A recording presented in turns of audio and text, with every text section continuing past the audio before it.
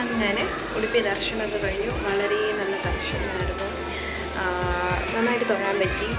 അധികം തിരക്കൊന്നും ഇല്ലായിരുന്നു നമ്മൾ പോയപ്പോഴത്തേക്കും. നമ്മൾ അവിടെ എത്തിയപ്പോഴത്തേക്കും ഏകദേശം എനിക്ക് തോന്നുന്നു 1:30 ആയി കാണും നമ്മൾ അവിടെ എത്തിയപ്പോഴത്തേക്കും.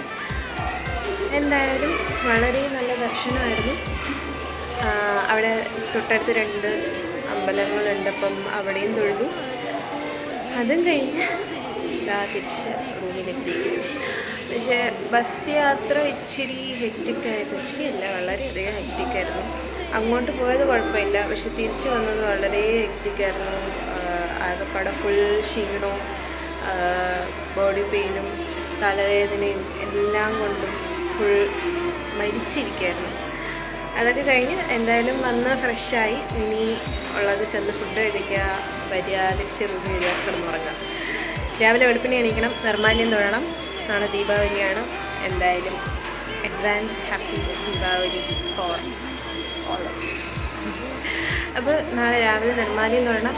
പിന്നെ നാളെ മൂലസ്ഥാനത്ത് പോകണം എന്നൊക്കെ ഉള്ളൊരു പ്ലാനൊക്കെ ഉണ്ട്. അതൊക്കെ നമുക്ക് വഴിയേക്കണം. എന്തായാലും ഇപ്പോൾ ചെന്ന് ഫുഡ് എടുക്കട്ടെ.